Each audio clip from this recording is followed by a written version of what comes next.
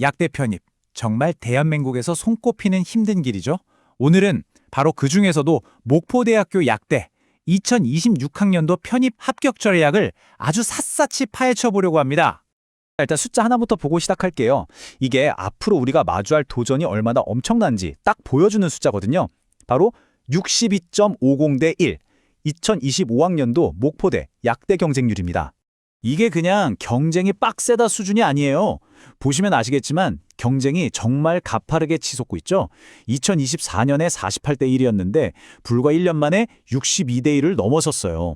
합격으로 가는 문이 얼마나 빠르게 좁아지고 있는지 이 데이터가 명확하게 보여주네요. 그럼 이 어마어마한 경쟁 속에서 대체 어떻게 해야 합격할 수 있을까요? 먼저 좁아지는 약대의 문, 그 현실부터 짚어보고요. 핵심 변수가 된 필기고사, 그리고 3단계 전형 공략법, 영역별 필승 전략, 마지막으로 2026년 합격 로드맵까지 차근차근 따라오시죠. 첫 번째입니다. 좁아지는 약대의 문. 숫자를 통해서 이 경쟁의 진짜 모습이 어떤지 한번 제대로 들여다보겠습니다. 이 표를 보시면요. 경쟁률이 왜 이렇게 뛰었는지 바로 감이 오실 거예요. 핵심은 바로 모집 인원입니다. 2024년엔 7명이었는데 2025년엔 4명으로 확 줄었죠. 이게 예측이 안 된다는 게 가장 큰 문제입니다. 그러니까 이게 무슨 말이냐면 선발 인원이 딱 정해져 있는 게 아니라는 거예요. 1, 2학년 때 자퇴하거나 하는 학생이 얼마나 나오느냐에 따라 달라지거든요. 바로 이 불확실성, 이것 때문에 우리는 무조건 가장 안 좋은 상황, 그러니까 가장 적게 뽑을 때를 기준으로 대비해야 한다는 결론이 나옵니다. 그런데 경쟁이 이렇게 심해진 데에는 또 다른 결정적인 이유가 있습니다. 바로 목포대가 지원자를 뽑는 방식을 아예 싹 바꿨기 때문이에요. 그렇다면 이 평가 과정에서 가장 크게 바뀐 건 대체 뭘까요? 대학이 이제 어떤 학생을 원하는지 아주 명확한 시그널을 보낸 셈인데요. 바로 이겁니다. 예전에는 생물하고 화학을 같이 봤다면 이제는 오로지 일반 화학이랑 유기화학만 보겠다는 거예요. 평가의 무게중심이 생명과학 전반에서 화학이라는 한 분야로 완전히 옮겨간 거죠. 이게 그냥 과목이 줄었다, 이런 차원이 아니에요. 단순히 암기 잘하는 학생이 아니라 화학적 원리를 응용해서 추론할 수 있는 학생을 뽑겠다는 선언인 거죠. 그러니까 여러분의 공부 방법 자체가 그냥 사실을 외우는 것에서 분자 수준에서 왜를 파고드는 방식으로 완전히 바뀌어야 한다는 뜻입니다. 그럼 이런 새로운 선발 철학이 구체적으로 어떤 단계를 거쳐서 구현되는지 우리가 넘어야 할 3단계 관문을 하나씩 뜯어보겠습니다.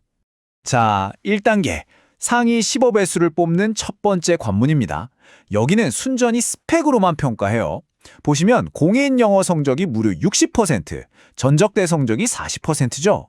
일단 영어 점수로 지원자들을 한번 쫙 걸러내겠다는 의도가 아주 명확합니다. 그리고 2단계, 여기서부터가 진짜 승부처죠. 상위 5배수를 뽑는데 필기고사 성적이 60%를 차지합니다. 1단계 점수가 40% 반영되긴 하지만 사실상 이 필기고사가 다음 단계로 갈 사람을 결정짓는 가장 중요한 한 방이라고 보시면 됩니다. 마지막 3단계, 최종 선발입니다. 2단계 성적이 60%를 차지하지만 여기서 끝이 아니에요. 면접이 무려 40%나 됩니다. 이 말은 필기고사를 아무리 잘 봤어도 면접에서 순위가 얼마든지 뒤집힐 수 있다는 거죠. 말하는 능력, 즉 커뮤니케이션 능력이 정말 결정적인 변수가 된 겁니다. 이렇게 3단계 구조를 아는 것만으로는 당연히 부족하겠죠? 그럼 이제부터 각 단계를 어떻게 뚫고 나갈지 구체적인 필승 전략을 한번 짜보겠습니다. 가장 먼저 역시 필기고사입니다. 이건 뭐 그냥 게임 체인저라고 부를 수밖에 없어요. 2단계에서 60%라는 압도적인 비중을 차지하고요.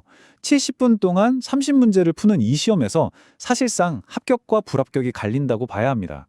여러분의 최우선 순위는 무조건 필기고사여야 해요. 다른 스펙 좋은 지원자들 사이에서 여러분을 빛나게 해줄 유일한 무기니까요. 특히 그 필기고사 안에서도 유기화학이 진짜 승부처입니다. 여기서 점수를 따려면 첫째, 반응 메커니즘을 그냥 외우는 게 아니라 몸으로 체득해야 하고요. 둘째, NMR이나 IR 같은 분광학 데이터를 보고 구조를 해석하는 능력을 완벽하게 마스터해야 합니다.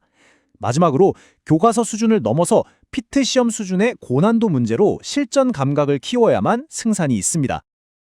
그럼 생물은 이제 공부 안 해도 되나 싶으시죠? 천만에요. 생물학 지식은 사라진 게 아닙니다. 바로 이 면접으로 그 무대를 옮겼을 뿐이에요.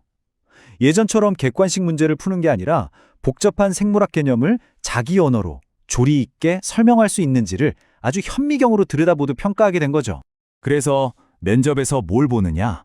일단 세포생물학, 분자생물학 같은 핵심 개념을 말로 설명할 수 있어야 하고요. 영어로 된 과학 논문 초록이나 데이터를 보고 그 의미를 해석할 줄 알아야 합니다. 그리고 왜 하필 목포대인가에 대한 지원 동기를 논리적으로 설득해야 하고 약사로서의 윤리적 소양까지 증명해야 하죠.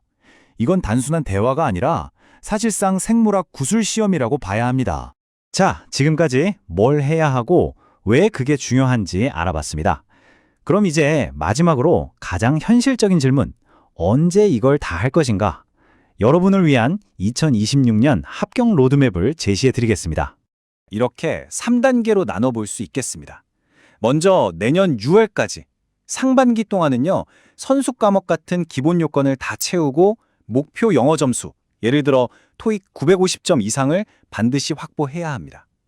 그리고 여름부터 가을, 즉 7월에서 10월까지는 오로지 화학에만 깊게 파고드는 시간입니다. 문제 푸는 속도와 정확도를 극한으로 끌어올려야 하고요. 마지막으로 11월부터 1월까지 겨울 동안에는 최종적으로 개념을 복습하면서 실전처럼 모의 면접을 하고 주제별로 답변을 정리하는 집중적인 면접 준비에 들어가야 합니다. 이제 이 게임의 새로운 규칙을 모두 알게 되셨습니다. 목포대약대가 어떤 인재를 찾는지, 그 길이 얼마나 험난한지, 그리고 어떻게 그 길을 가야 하는지. 물론 쉽지 않은 도전입니다. 하지만 핵심은 이거요. 이제는 막연하게 열심히 하는 게 아니라 완전히 새로워진 화학 중심의 평가 기준에 맞춰서 전략적으로 준비한다면 이 엄청난 경쟁률도 충분히 넘어설 수 있다는 겁니다. 자, 이제 이 게임에 참여할 준비 되셨습니까?